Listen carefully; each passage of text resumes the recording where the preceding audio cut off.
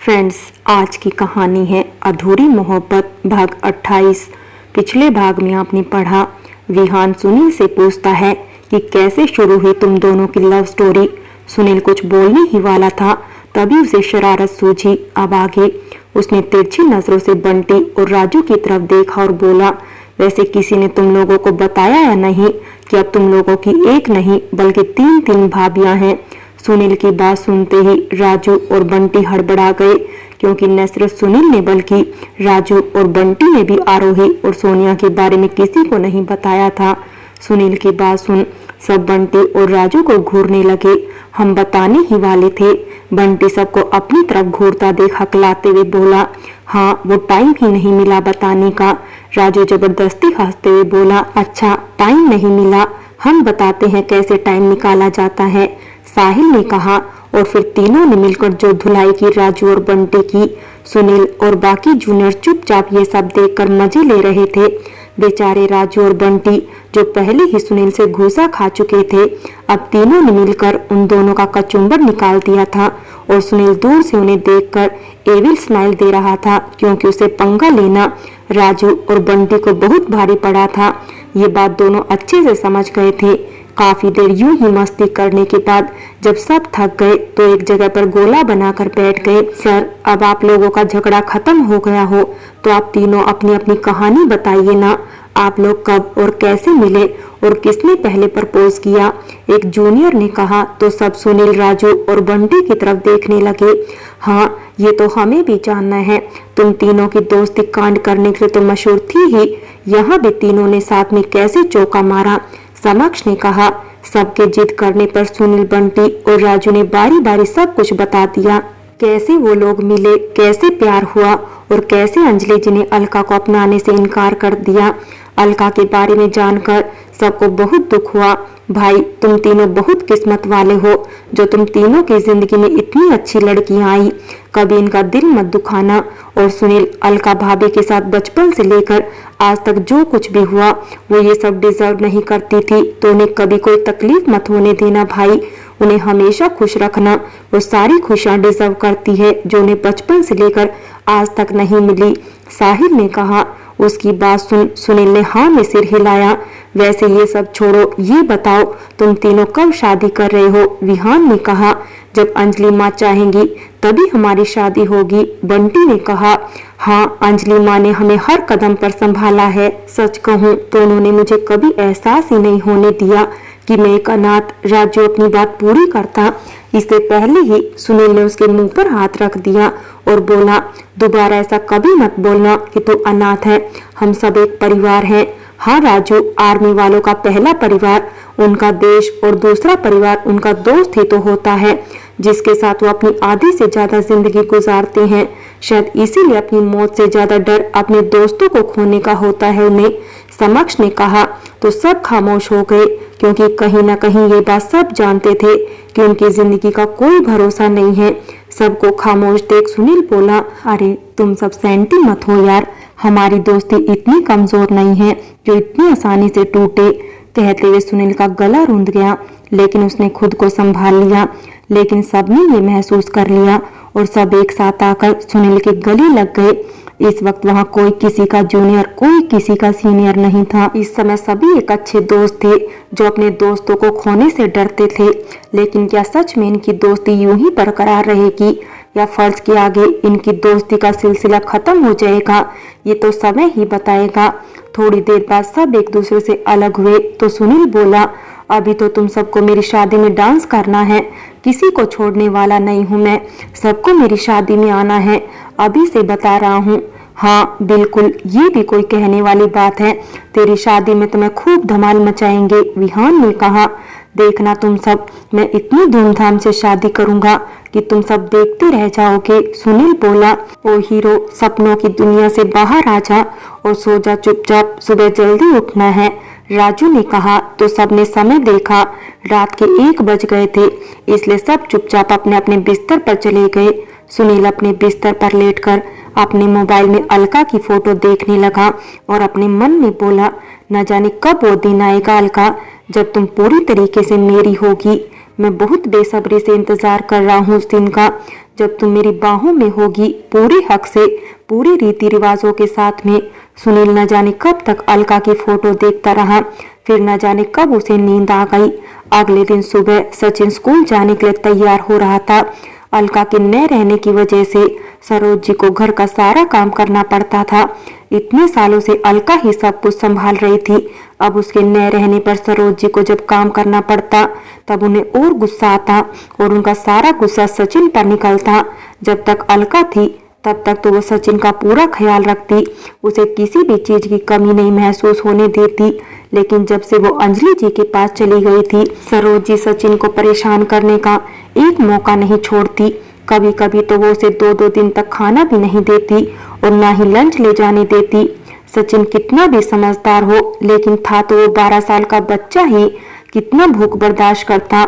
जब उससे भूख बर्दाश्त नहीं होती और वो किचन में जाकर कुछ खाना चाहता तो सरोज जी उस पर चोरी का इल्जाम लगाकर उसकी बुरी तरीके से पिटाई करती। सोनिया दिन भर कॉलेज में रहती, इसलिए उसे इस बारे में कुछ नहीं पता था और सागर जी भी अपने काम पर चले जाते थे। यही कारण था सचिन वहां नहीं रहना चाहता था। आज भी यही हुआ। सचिन को बहुत तेज भूख लगी थी, लेकिन सरोज जी ने ना ही उसे कुछ खाने को दिया और ना ही लंच दिया। जब सचिन से भूख बर्दाश्त नहीं हुई तो खुद ही किचन में चला गया और सरोज जी का हाथ पकड़कर मासूमियत से बोला, चाची कुछ खाने को दे दो, मुझे बहुत भूख लगी है।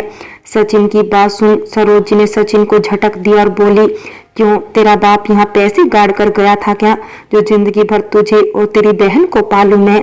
सरोज जी के इस तरह बोलने से सचिन सहम गया, लेकिन कहते हैं ना, पेट की आग सब कुछ करा देती है। वो दोबारा हिम्मत करते हुए बोला, चाची बिस्किट ही दे दो ना, बहुत भूख लगी है। कहते हुए सचिन ने अपना पेट पकड़ लिया। कहा ना कुछ नहीं है, अभी जा यहाँ से। कहते हुए सरोज जी ने सचिन को जोर से धक्का दे दिया, जिससे वो जमीन पर गिर पड़ा, जिससे उसका हाथ छिल गया और उसमें से खून निकलने लगा। आप बहुत बुरी हो चाची, अलका दी इतनी मेहनत से कमाती थी, आप उनके सारे पैसे ले लेती थी, फिर भी आप मुझे खाने को नहीं दे रही। सचिन रोते हुए बोला। उसकी बात सुन सरोज जी का गुस्सा और बढ़ गया। तेरी बहन क्या गई यहाँ से, बहुत जुबान खुल गई है तेरी, तुझे तो मैं अभी बताती हूँ। कहते हुए सरोज जी ने आसपास देखा और अपने पास से रखा हुआ जलता हुआ चिमटा उठा लिया और सचिन की तरफ बढ़ी। ये देख सचिन ने डर से आंखें बंद कर ली। सरोज जी सचिन को चिमटे से मारने ही वाली थी कि किसी ने उनका हाथ पकड़ लिया। सरोज जी ने सामने देखा तो अलका खड़ी थी। कुछ मिनट बाद सचिन ने महसूस किया कि सरोज जी ने उसे मारा नहीं तो उसने अपनी आंखें खोल दी। सामने अलका को देख सचिन झट से उसके पीछे जाकर छुप गया। इस समय वो बहुत ज्यादा डरा हुआ था। अलका ने भी उसे अपने गले से लगा लिया। अलका ने सरोज जी का हाथ कसकर पकड़ा हुआ था। सरोज जी ने अपना हाथ छुड़ाने की कोशिश की, लेकिन अलका ने उनका हाथ नहीं छोड़ा। तेरी इतनी हिम्मत, अब तू मेरा हाथ पकड़ेगी, बहुत हिम्मत आ गई है ना तुझ में, सरोज जी ने कहा और अपने दूसरे हाथ से वह अलका को मारने ही वाली थी। तभी किसी ने आकर उनका हाथ पकड़ लिया। सरोज जी ने सामने देखा तो अलका के ठीक बगल में अंजलि जी खड़ी थी और उन्होंने ही सरोज जी का हाथ पकड़ा हुआ था। अपने दोनों हाथ पकड़ा देख सरोज जी झटपटाने लगी और अपना हाथ छुड़ाने की कोशिश करने लगी, लेकिन अलका ने उनका हाथ नहीं छोड़ा। आज ये गलती कर दी, आज के बाद दोबारा मेरे बच्चों पर हाथ उठाने के बारे में सोचिएगा भी मत, वरना मुझसे बुरा कोई नहीं होगा। अंजलि जी ने गुस्से से कहा और सरोज जी का हाथ जोर से झटक दिया, जिससे वो लड़खड़ा गई। सरोज जी अंजलि जी का बदला रूप देख हैरान थी। अरे बहन जी, आप नहीं जानती ये लड़की, बेटी है ये मेरी, और अपनी बेटी के खिलाफ में एक शब्द गलत नहीं बर्दाश्त करूंगी। अंजलि जी ने सरोज जी की बात बीच में ही काटते हुए कहा। शोर सुनकर सोनिया और सागर जी भी बाहर आ गए। माँ, अलका, आप लोग सुबह सुबह यहाँ, सब ठीक तो है ना? सोनिया बोली। ये तो तुम्हारी माँ ही बेहतर तरीके से बताएगी बेटा तुम्हें। क्यों सरोज जी, सही कहा ना मैंने? अंजलि जी ने कहा। तो सरोज जी शक पका गई। माँ, क्या हो रहा है यहाँ पर? आपने फिर कुछ किया क्या? सोनिया ने गुस्से से पूछा। अरे ये क्या बताएगी, मैं बताती हूँ। तुम्हारी माँ अपने गुस्से की आग में इतनी अंधी हो गई है कि उन्हें एक 12 साल के लड़के को मारने में भी झिझक महसूस नहीं हुई। इनका दिल नहीं पसीजा एक बार छोटे से बच्चे को भूखा रखते हुए। शर्म आनी चाहिए आपको सरोज जी। ये बच्ची जिस पर कम उम्र में ही आपने जिम्मेदारियां डालनी शुरू कर दी, यहाँ तक कि उसके कमाए सारे पैसे भी आपने रख लिए, और अब यही सब फिर से कर आप सचिन का बचपन भी खराब करना चाहती हैं। ये दोनों कोई बाहरी नहीं है सरोज जी, आपके पति के भाई भाभी के बच्चे हैं। कम से कम रिश्तों का मान नहीं रख सकती मत रखिए, लेकिन इंसानियत तो रखिए। अंजलि जी गुस्से से बोली, माँ आप सुधरेंगी नहीं ना? कितनी बार मैंने आपसे कहा कि सचिन के साथ ऐसा मत करो, बच्चा है वो अभी, लेकिन आप तो अंधी हो चुकी हो अपनी नफरत की आग में। सोनिया ने गुस्से से कहा और वहां से चली गई। चाची, माँ के जाने के बाद मैंने हमेशा आपको माँ की जगह दी। बचपन से लेकर आज तक आपने माँ की ममता, उनका प्यार ही ढूंढती रही मैं। शायद इसीलिए आपकी माँ, डांट, आपका गुस्सा, सब कुछ हंसते हंसते बर्दाश्त कर लिया मैंने। आप मुझे कुछ कहती तो मैं बर्दाश्त कर लेती चाची, लेकिन आज आपने मेरे भाई के साथ ऐसा किया, और कोई मेरे भाई के साथ कुछ गलत करे मैं कभी बर्दाश्त नहीं करूंगी। अलका ने कहा, आपने आज तक इन दोनों पर बहुत जुल्म किए, ये सोचकर ये अनाथ है, कोई इनके आगे पीछे नहीं है, लेकिन अब ऐसा नहीं होगा। ये दोनों मेरे बच्चे हैं, आज से मैं इनकी माँ हूँ, और जब तक मैं जिंदा हूँ तब तक मेरे बच्चों को कोई भी हाथ नहीं लगा सकता। अंजलि जी ने सरोज जी से कहा, फिर सचिन की ओर देखा जो अभी भी डरा सहमा सा अलका से चिपका हुआ था।